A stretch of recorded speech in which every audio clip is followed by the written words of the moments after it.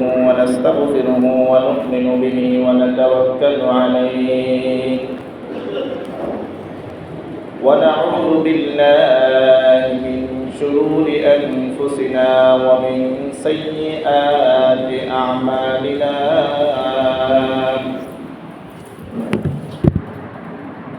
من يهده الله فلا مضل له ومن يضلله فلا تجد له وليا مرشدا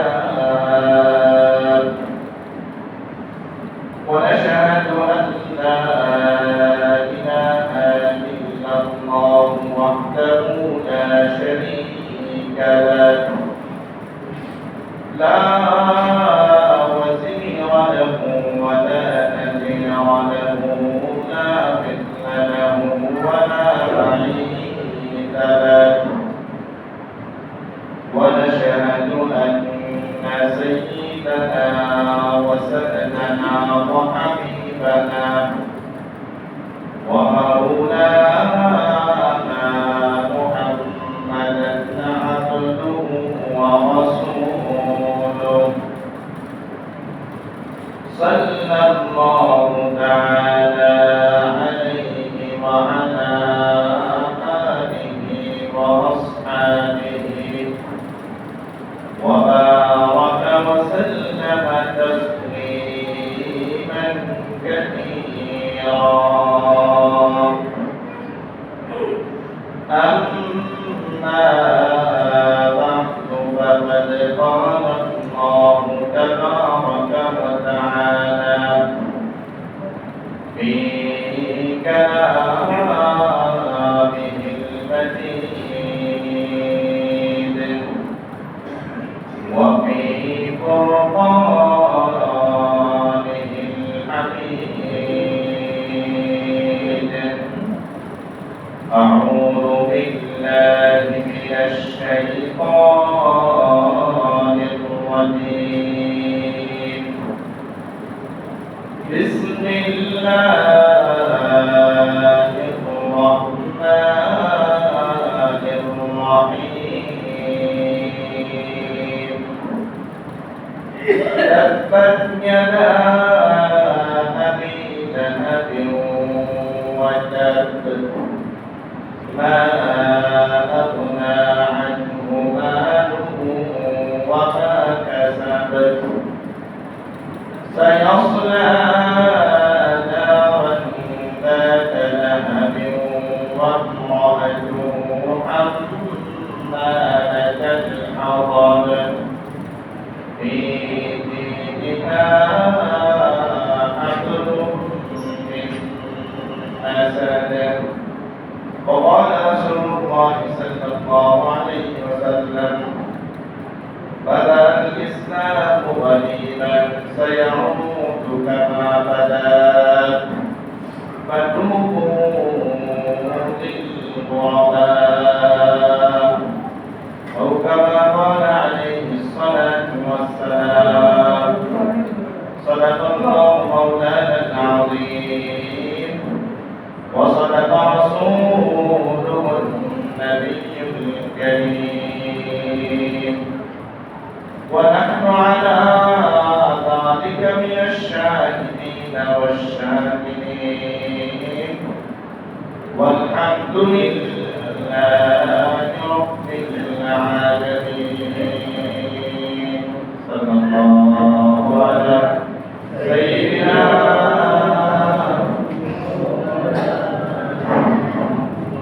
وعلى آله وأصحابه وسلم صلى الله على سيدنا ومولانا محمد وعلى آله وأصحابه وسلم لا إله إلا الله لا إله إلا الله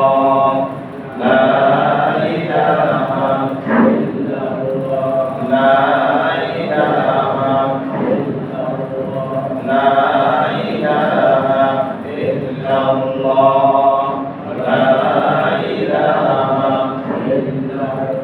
লা ইলাহা ইল্লাল্লাহ মুহাম্মাদুর রাসূলুল্লাহ সাল্লাল্লাহু আলাইহি ওয়াসাল্লাম। সম্মানিত মুসলমান کرام, সম্মানিত এলাকাবাসী মা ও বোনেরা, আল্লাহ সুবহানাহু ওয়া তাআলার দরবারে অসংখ্য অগণিত শুকরিয়া যে মহান আল্লাহ পাক রব্বুল আলামিন আজকে পবিত্র জুমার নামাজ আদায় করার জন্য আমাদের কিছু সংখ্যক মানুষকে আগে আগে মসজিদে আসার বসার জামায়াত করার তৌফিক দিয়েছেন। এই জন্য শুকরিয়া আদায় করে বলি আলহামদুলিল্লাহ। আমি আপনার সামনে পবিত্র কালামে পাকের একটা সূরা তিলাওয়াত করেছি, সাথে সাথে বিশ্বনবী মুহাম্মদুর রাসূলুল্লাহ সাল্লাল্লাহু আলাইহি ওয়াসাল্লামের একটা হাদিস পাঠ করেছি। সংক্ষিপ্ত আকারে কিছু কথা বলার চেষ্টা করব না তৌফিক লাগে। আজকে জিলকাদা মাসের 1 তারিখ, আরবি সালে হজের যে 2 মাস জিলকদ জিলহজ, এই জিলকাদা মাসের 1 তারিখ আমরা দেশের সান্তর হিসাব অনুযায়ী যদি জিলকাদা মাসের 1 তারিখ হয় তাহলে তো কুরবানি ঈদের পরে না। হিসাবে যদি এই মাস 29 হয়, এই মাস যদি 29 হয় তাহলে 1 মাস 8 দিন, আর যদি 30 হয় তাহলে 1 মাস 9 দিন কুরবানি ঈদের পরে নিকট করতে।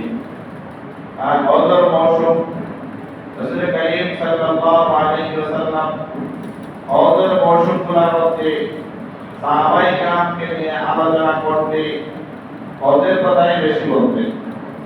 আমরা আগামী সপ্তাহ থেকে হজের বিভিন্ন বিষয় নিয়ে আলোচনা করব। আমি যে সূরা তিলাওয়াত করেছি সূরার নাম সূরাতুল লাহব। সূরার নাম কি ভাই? সূরাতুল লাহব। আপনাদের কাছে চিনি তাব্বাতিয়াদার সূরা। তাব্বাতিয়াদার সূরার একটা নাম আছে, আরবি ভাষার নাম, প্রত্যেকটা সূরারও একটা নাম আছে। এই তাব্বাতিয়াদার সূরার নাম হলো সূরাতুল লাহব। বিশ্বনবী মুহাম্মদুর রাসূলুল্লাহ সাল্লাল্লাহু আলাইহি ওয়াসাল্লামের এক চাচা, আপন চাচা ছিলেন আবু লাহাব। এই আবু লাহাবের উপরে এই সূরাটা নাযিল হয়েছে। আবু লাহাবকে কেন্দ্র করে আল্লাহ পাক রব্বুল আলামিন বিশ্বনবী মুহাম্মদুর রাসূলুল্লাহ সাল্লাল্লাহু আলাইহি ওয়াসাল্লামের উপর এই সূরাটা নাযিল করে আবু লাহাবের অবস্থা জানিয়ে দিয়েছেন। এই সূরাটা মক্কা শরীফের মধ্যে নাযিল হয়েছে। আর এই সূরার মধ্যে আয়াত আছে 5টা। সূরার মধ্যে আয়াত কয়টা হয়? 5টা সূরা। এই সূরার নাম কি? সূরাতুল লাহব। আপনারা এটা তাব্বাতিয়াদার সূরা বলিয়া জানি, বা শুনছি, লিখছি, পড়ছি। এই সূরা আরবি নাম হলো সূরাতুল লাহব। এই সূরার মধ্যে আয়াত কয়টা? 5টা আয়াত। বিশ্বনবী মুহাম্মদুর রাসূলুল্লাহ সাল্লাল্লাহু আলাইহি ওয়াসাল্লামের প্রাথমিক অবস্থার মধ্যে বাপ মা হারানোর পরে, নবুয়ত প্রাপ্তির পরে আপন চাচা চাচি, কিছু মানুষ চাচা নবীর পক্ষে কিন্তু চাচি নবীর বিপক্ষে, আবার কোন সময় দেখা যায় চাচি নবীর পক্ষে চাচা বিপক্ষে, কোন ক্ষেত্রে দেখা যায় চাচাও বিপক্ষে চাচিও বিপক্ষে, আবার কোন ক্ষেত্রে দেখা যায় চাচাও পক্ষে চাচিও পক্ষে। এই যে সূরাটা, এই সূরাটা আবু লাহাব নবীর আপন চাচা, কিন্তু আবু লাহাব নিজেও নবীর বিপক্ষে এবং নিজের যে স্ত্রী উম্মে জামিলা নাম ছিল, এই উম্মে জামিলাও নবীর বিপক্ষে। উভয়ই নবীকে সব সময় কষ্ট দিতেন, নবীর উপর সব সময় আক্রমণ করার চেষ্টা করতেন, নবীকে কিভাবে হেয় প্রতিপন্ন করা যায় এই চেষ্টায় সব সময় থাকতেন। এই চেষ্টা থাকতে থাকতে আল্লাহ পাক রব্বুল আলামিন শেষ পর্যায়ে আবু লাহাবের উপর, আবু লাহাবকে নিয়ে নবীর উপর সূরা নাযিল করলেন। তাব্বাত ইয়াদা আবি লাহাবিন ওয়া তাব। আল্লাহ পাক রব্বুল আলামিন নবীকে জানায় দিয়েছেন, ও নবী, আপনার উপর বিভিন্নভাবে আক্রমণ করে আবু লাহাব। হাত দ্বারা আক্রমণ করে, মুখ দ্বারা আক্রমণ করে, জবান দ্বারা আক্রমণ করে। আমি আল্লাহ জানাই দিলাম আপনি বলে দিন আবু লাহাবের দুই হাত ধ্বংস হোক, তার ধ্বংস। বিশ্বনবী মুহাম্মদুর রাসূলুল্লাহ সাল্লাল্লাহু আলাইহি ওয়াসাল্লাম যে সময় ইসলামের দাওয়াত দিলেন, পাহাড়ের চূড়ার মধ্যে উঠে সব মক্কাবাসীকে ডাক দিয়ে বলতেন, ও মক্কাবাসী, আমার নাম তো মুহাম্মদ, ছোটবেলা থেকে তোমাদের সাথে চলাফেরা করে আসছি। কোনদিন কি দেখেছো আমি মুহাম্মদে মিথ্যা বলতে? যে না, তুমি মুহাম্মদ কোনদিন মিথ্যা বলো নাই। আবার নবীজি বলছেন, কোনদিন কি দেখেছো আমার কথা যা বলি তোমরা কি তা বিশ্বাস করো? তারা বলতেছেন, হ্যাঁ নবী মুহাম্মদ, তুমি মুহাম্মদ, তুমি যা বলবে তা আমরা বিশ্বাস করি। আবার বলতেছেন, আমি কি কখনো ওয়াদার খেলাপ করেছি? সকলেই উত্তর দিলেন, না তুমি কোনোদিন ওয়াদার খেলাপ করা নাই, তুমি কোনোদিন মিথ্যা বলা নাই। তুমি যদি আবার নবীজি বলতেছেন, আমি যদি বলি পাহাড়ের পূর্ব পাশের মধ্যে একদল মানুষ তোমাদেরকে ধ্বংস করার জন্য উৎপেতে আছে, যদি নাও থাকে তবু তোমরা বিশ্বাস করবে নাকি? এই সমস্ত মক্কাবাসীরা নবীজিকে উদ্দেশ্য করে বলতেছেন, হে মুহাম্মদ, তুমি যদি বলো যে পাহাড়ের পাদদেশের মধ্যে কিছু মানুষ মক্কা আক্রমণ করার জন্য উৎপেতে আছে, যদিও তারা না থাকে তবু আমরা বিশ্বাস করব। এই সময় বিশ্বনবী মুহাম্মদুর রাসূলুল্লাহ সাল্লাল্লাহু আলাইহি ওয়াসাল্লাম বলতেছেন, ও আরবের মক্কাবাসীরা, শুনে রেখো, তোমরা সবাই বলো লা ইলাহা ইল্লাল্লাহ মুহাম্মাদুর রাসূলুল্লাহ, একমাত্র আল্লাহর উপর ঈমান আনো, আর আমি মুহাম্মদকে নবী হিসেবে গ্রহণ করো। আর যদি তোমরা গ্রহণ করতে পারো, দুনিয়ার মধ্যেও কামিয়াব হবে, আখিরাতের মধ্যে কামিয়াব হবে। সবাই এক বাক্যে যখন কিছু মানুষ শুনছিল, বেশিরভাগ কাফির মুশরিকরা এই আবু লাহাব সহ নবীকে উদ্দেশ্য করে দুটো নিক্ষেপ করে বলছিল, তাব্বাল্লাকা, অর্থাৎ ধ্বংস হোক। এই জন্যই আমরা রাখছো না, খারাপ জিনিস পাই না। সারা জীবন ধরে আমরা 33,000 আর যে 160 মূর্তি, 33,000 মূর্তি দেবতার আমরা পূজা করে আসছি, কেউ কোনোদিন আমাদের লাভ করতে পারলো না। আর তোমার এক আল্লাহ আমাদের লাভ করবে, আমাদেরকে বেহেশতে দিয়ে দিবে, আর আমাদের জন্য ভালো কিছু করবে, এটা তো কোনোদিনই বিশ্বাস করা যায় না। এই জন্য তুমি ধ্বংস হও। আল্লাহ পাক রব্বুল আলামিন এই যে সূরা নাযিল করে বলতেছেন, তাব্বাত ইয়াদা আবি লাহাবি ওয়া তাব, ধ্বংস হোক আবু লাহাবের দুই হাত, আর ধ্বংস হোক তার নিজেও সে। মা আগনা আনহু মালুহু ওয়া মা কাসাব, আল্লাহ পাক রব্বুল আলামিন আবু লাহাবকে উদ্দেশ্য করে বলতেছেন, আবু লাহাবের যে সয় সম্পত্তি ছিল, নবীজির উপর আক্রমণ করার কারণে, নবীজির উপর তুলু নিক্ষেপ করার কারণে, নবীজিকে নাম ভাষায় গালি দেওয়ার কারণে, নবীজির উপর নির্যাতন করার কারণে তার সম্পদ তার জন্য সামান্য পরিমাণ কাজে আসবে না। মা আগনা আনহু মালুহু ওয়া মা কাসাব, কোনো কাজে আসবে না, তার যত জমানো সম্পদ আছে সব সম্পত্তি বিবরে যাবে। سيصلى نارا ذات لهب وامرأته, অচিরেই তাকে নিক্ষিপ্ত করা হবে আগুনের লেলিহান শিখার মধ্যে, অর্থাৎ জাহান্নামের যে পাদদেশ, এই পাদদেশের মধ্যে আল্লাহ পাক রব্বুল আলামিন আবু লাহাবকে নিক্ষেপ করবেন। سيصلى نارا ذات لهب وامرأته حمالة الحطب, শুধু তাকে নিক্ষেপ করা হবে না, তার স্ত্রীকেও নিক্ষেপ করা হবে। ওয়াতাআতুহু হাম্মালাতাল হাতাব, এবং যে মহিলা নবী সাল্লাল্লাহু আলাইহি ওয়াসাল্লামের পদের মধ্যে কাঁটা বিছিয়ে দিত, নবীকে কষ্ট দিত, সেই মানুষগুলা, সেই মহিলাকেও লেলিহান অগ্নিশিখার মধ্যে তাকেও নিক্ষিপ্ত করা হবে। সে সব সময় রাত্রি খুঁজত। আবু লাহাবের স্ত্রী উম্মে জামিলা বিভিন্ন জঙ্গল থেকে লাখ দিয়ে নিয়ে মুহাম্মদুর রাসূলুল্লাহ সাল্লাল্লাহু আলাইহি ওয়াসাল্লামের যে পথ দিয়ে হেঁটে যাইতেন, সে বুঝতো যে এই রাস্তা দিয়ে অমুক দিন নবীজি অমুক জায়গায় যাবেন, সে পথের মধ্যে বাধা সৃষ্টি করার জন্য আগুন ধরাইয়া দিত, আর না হয় রাস্তার মধ্যে এমন কিছু কাটা বিছিয়ে দিত যাতে নবীজি কষ্ট হয়। وامرأته حمالة الحطب في جيدها حبل من مسد। আল্লাহ পাক রব্বুল আলামিন শেষ পর্যায়ে বলতেছেন, শুধু কি তাই, তারা যে অগ্নি শিখার মধ্যে পূর্বে জাহান্নামের আগুনের মধ্যে পূর্বে যায় না, বরঞ্চ তাদের গলার মধ্যে রশি পেঁচিয়ে দেওয়া হবে। জাহান্নামের রশি, এই রশির মাধ্যমে সামান্য সময়ের মধ্যে তারা ধ্বংস হবে। আল্লাহর হুকুমে তাদেরকে আবার জীবন দেওয়া হবে, আবার তাদেরকে ধ্বংস করা হবে, আবার তাদেরকে জীবন দেওয়া হবে। এইভাবেই তাদের অবস্থান, অর্থাৎ কিয়ামতের পর্যন্ত যতদিন দুনিয়া থাকবে, যতদিন আখিরাতের অবস্থা থাকবে, সর্বসময় তারা এইরকম অবস্থার মধ্যে ভোগ করতে থাকবে।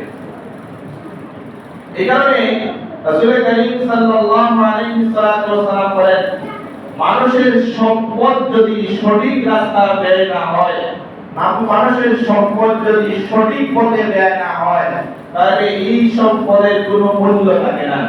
ইমানদারের ইমানের যে একটা পাওয়ার আছে, ইমানদারের ইমানের যে একটা কল্পনাতীত বিষয় থাকে, এই বিষয়গুলো মানুষের মধ্যে থাকে না। এখন বর্তমানের যে সমাজের অবস্থা আর আগেকার সমাজের অবস্থা, মানুষের অবস্থা কিরকম পরিবর্তন। মরুভূমির মধ্যেও দেখা যায় মানুষ চতুর্মুখীর মধ্যে কোনো ঘরবাড়ি নাই, এই একটা রাখাল ছেলে পর্যন্ত নিজের ইমানকে কোনো অবস্থাতে বিক্রি করতে চাইত না। হযরত ওমর রাদিয়াল্লাহু তাআলা রাস্তা দিয়ে মরুভূমির মধ্যে হাঁটতেছেন, রাস্তা দিয়ে চলতেছেন, পথের মধ্যে যাইতেছেন, পথ দিয়ে যাইতে যাইতে এক সময় ক্লান্ত হয়ে গেছেন। খাবারের কোনো পানি নাই, খাবারের কোনো খাবার নাই, আয়োজন নাই। দীর্ঘ সময় হাঁটতে হাঁটতে হাঁটতে হাঁটতে মরুভূমির এক কোণার মধ্যে একটা রাখালের সাথে দেখা হয়েছে। রাখাল কিছু ছাগলকে নিয়ে চড়াইতে লাগলেন, ছাগল চড়াইতে লাগলেন। হযরত ওমর রাদিয়াল্লাহু তাআলা রাখালকে জিজ্ঞাসা করলেন, ও রাখাল, তুমি এই ছাগলগুলো কি তোমার না তোমার মালিকের? রাখাল বলতেছেন, এই ছাগলগুলো আমার মালিকের। বলতেছেন, তুমি আমার উপর একটু দয়া করো, তোমার একটা ছাগল থেকে একটু দুধ দোহন করে আমাকে একটু পান করাও। আমি আর বরদাস্ত করতে পারতেছি না, ক্ষুধার যন্ত্রণা আমি চটপট করতেছি। রাখাল বলতেছেন, ও প্রতীক ভাই, তুমি কে? তোমাকে আমি চিনি না, তোমাকে আমি জানি না, তোমার বিষয় আমার জানা নাই, চিনা নাই। আমি তো আমার রাখাল, আমি আমার একজন আমানত নিয়ে আসছি। একজন মানুষের আমানত আমার কাছে দেওয়া হয়েছে, তার সমস্ত বকরিগুলো আমি দেখাশোনার দায়িত্ব আমাকে দেওয়া হয়েছে। সব বকরিগুলো যখন আমি দেখতেছি এই অবস্থার মধ্যে, তুমি কেমনে দুধ চাও, আমি কেমনে দুধ দেব? আমি আমার মালিকের অনুমতি ব্যতীত এক ফোঁটা দুধও তোমার কাছে দিতে পারি না। এতে যদি তুমি চটপট করতে করতে মৃত্যুবরণ করো, তবুও আমি তোমাকে একটা দুধ দিতে পারি না।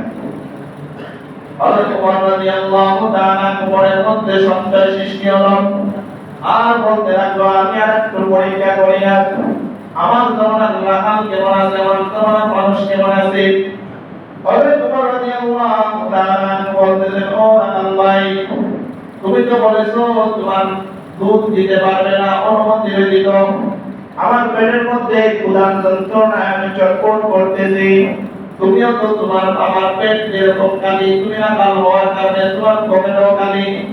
একটা কাজ করো না, তোমার একটা যে রাখালের তোমার যে বকরিগুলো আছে, দুধ দহন করা যায় এরকম একটা বকরি আমার কাছে বিক্রি করে দাও। আমি তোমাকে কিছু টাকা দিয়ে দেই, সামান্য মুদ্রা দিয়ে দেই। এই সামান্য মুদ্রার বিনিময়ে তোমার পকেট পড়ে গেল, আর আমি এই ছাগলের একটা দুধ দহনকারী ছাগলের কাছ থেকে দুধ দহন করে আমার পেটটাও পড়ে নিব। রাখাল বলতেছে, নো ভাই, আমি যখন বিকাল বেলা সন্ধ্যাবেলা আমি সবগুলো ছাগল নিয়ে আমার মালিকের কাছে জমা দেব। মালিক যখন কমতে লাগবে, দেখবে একটা ছাগল কম, তখন আমি কি জবাব দেব, কি জবাব দেব? হযরত ওমর রাদিয়াল্লাহু তাআলা বলতেছেন, ও রাখাল ভাই, তুমি বলবে তোমার একটা ছাগল বাঘে কে ফেলেছে, তুমি নিয়ে আসতে পারো নাই। রাখাল বলতেছেন, ও প্রতীক ভাই, আমি আমার মালিককে বুঝ দিতে পারবো, মালিককে বুঝাইতে পারবো। মালিককে যদি মিথ্যা বলি, মালিক আমি বিশ্বস্ত হওয়ার কারণে মালিক আমাকে মানবে। কিন্তু ওই যে আসমানের মধ্যে একজন আছেন, চতুর্মুখে আমাকে দেখতেছেন, সব কিছু শুনতেছেন, সব কিছু বুঝতেছেন, ওনাকে আমি কি দিয়া বুঝাইব? হযরত ওমর রাদিয়াল্লাহু তাআলা এরকম মানুষের অন্তরের মধ্যে ঈমানের ভরসা, ঈমানের বিশ্বাস ছিল। হযরত ওমর রাদিয়াল্লাহু তাআলা মদিনা শরীফের বিশ্বনবী মুহাম্মদুর রাসূলুল্লাহ সাল্লাল্লাহু আলাইহি ওয়াসাল্লামের রওজার পাশে দাঁড়ানো। এই অবস্থায় একজন মহিলা নবীকে উদ্দেশ্য করে বললেন, কবরকে উদ্দেশ্য করে, ইয়া রাসূলুল্লাহ, ইয়া হাবিবাল্লাহ, আমি দূর দেশ থেকে মুসাফির অবস্থায় আপনার দেশের মধ্যে আসছি। ইয়া রাসূলুল্লাহ, আমি একটু মদিনা শরীফের মধ্যে থাকতে চাই, আপনি আমাকে একটু অনুমতি দেন। এই কথাটা হযরত ওমর রাদিয়াল্লাহু তাআলা দূর থেকে শুনছেন। শুনে মহিলার কাছে গেলেন, ও মহিলা, তোমার বাড়ি কই, কোন জায়গা থেকে তুমি আসছো, কি চাও এখানে মদিনার মধ্যে? মহিলা বলতেছেন, আমি ইয়ামেন থেকে 8:30 মাইল দূর থেকে আসি হেঁটে হেঁটে। আমার বাবা নাই, বাবা মৃত্যুবরণ করেছে, মায়ের সাথে থেকেছি, মাও মৃত্যুবরণ করেছে, আমার সহায় সম্পত্তি সব কিছু বিক্রি করে নিয়ে এই যে আমার ব্যাগ ভর্তি টাকা নিয়ে আমি ইয়ামেন থেকে হাঁটতে মদিনা শরীফের মধ্যে আসি। আমি নবীজির দরবারের মধ্যে আরজ করেছি, আমি মক্কা মদিনা শরীফের মধ্যে থাকতে চাই। হযরত ওমর রাদিয়াল্লাহু তাআলা মহিলাকে উদ্দেশ্য করে বলতেন, ও মহিলা, তুমি যে মদিনা শরীফের মধ্যে 8:30 মাইল দূর থেকে আসছো, তোমার কি কোনো ক্ষতি কেউ করে নাই? তোমার সাথে তো কোনো মাহরাম নাই, কোনো পুরুষ লোক নাই, তোমার দিকে কি কেউ তাকায় নাই, তোমাকে কেউ হাইজাক করে নাই, চুরি করে নাই? মহিলা বলতেছেন, ও আমিরুল মুমিনিন, ও ওমর, আপনি শুনে রাখুন, এমন এক ব্যবস্থা দুনিয়ার মধ্যে, এমন এক সমাজ একটা কায়েম করে দিয়েছেন নবী সাল্লাল্লাহু আলাইহি ওয়াসাল্লাম। আমি 8:30 মাইল পর্যন্ত দূর থেকে ইয়ামেন থেকে মদিনা শরীফ পর্যন্ত আসছি, সব রাস্তা হেঁটে হেঁটে আসছি। আমার কাছে তো চুরি করা দূরের কথা, আমার হাইজেক করা দূরের কথা, আমার ইজ্জত লুণ্ঠন করা দূরের কথা, আমি একটা যুবকও রাস্তার মধ্যে দেখি নাই যে আমার দিকে চোখ তুলে পর্যন্ত তাকাইছে। সুবহানাল্লাহ। আর আপনার বর্তমান ব্যবস্থা কেমন হয়েছে? আল্লাহর নাম নিতে হইলেও তো মানুষ আতঙ্কের মধ্যে থাকে, নামাজ পড়তে হইলেও সরকারের অনুমতি দেয় না। কিছুদিন আগে তো দেখা গেছে কলেজের মধ্যে ইস্তেসকার নামাজ, পানির লাগি বৃষ্টির জন্য নামাজ পড়ার জন্য অনুমতি চাইছে, কলেজের প্রশাসন গুলা পর্যন্ত নামাজ পড়তে দেন নাই। এমন এক রাষ্ট্র ব্যবস্থা আপনার হয়েছে, মানুষের আল্লাহর নাম নিতেও ভয় পায়, অনুমতি লাগে। কিন্তু অবাক করে যখন মানুষ, অন্যান্য ধর্মের মানুষেরা তলোয়ার নিয়ে রাস্তার মধ্যে ঘুরে, তলোয়ার নিয়ে মিছিল দেয়, তখন আর কোনো অনুমতি এই দেশের মধ্যে লাগে না। আল্লাহ পাক রব্বুল আলামিন বলেন, তাব্বাত ইয়াদা আবি লাহাবিন ওয়া তাব, ধ্বংস হোক আবু লাহাব এবং ধ্বংস হোক আবু লাহাবের দুই হাত, সে নিজেও ধ্বংস।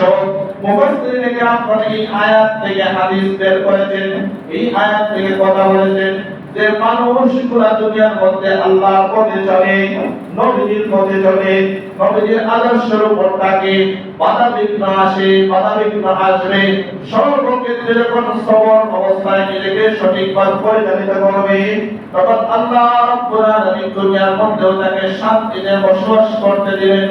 আখিরাতের মধ্যেও আল্লাহ রাব্বুল আলামিন জান্নাতের উচ্চ মাকাম দান করবেন। আল্লাহ রাব্বুল আলামিন আমাদের সবাইকে সঠিকভাবে সুন্দর অবস্থায় ইসলামের পথে জীবন যাপন করার তৌফিক দান করুন। সকলে বলুন আমিন। ওয়া আখিরু দাওয়ানা আলহামদুলিল্লাহি রাব্বিল আলামিন।